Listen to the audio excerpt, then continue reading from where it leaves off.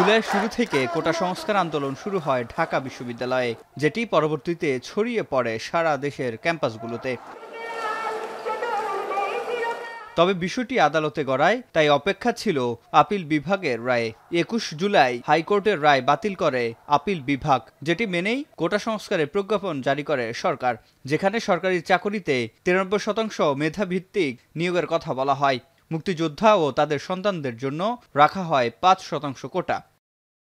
আর ২৩ জুলাইয়ের এই প্রজ্ঞাপন শিক্ষার্থীদের প্রত্যাশা পূরণ হয়েছে বলে বিবৃতি দিয়েছে সাধারণ শিক্ষার্থী মঞ্চ। বৃহস্পতিবার মঞ্চের সমন্বয়ক ও ঢাকা বিশ্ববিদ্যালয়ের শিক্ষার্থী এলিয়ান কাফি প্রতীক সহ ৯১ শিক্ষার্থীর স্বাক্ষরিত এক প্রেস বিজ্ঞপ্তিতে প্রজ্ঞাপনকে স্বাগত জানায় এই মঞ্চ।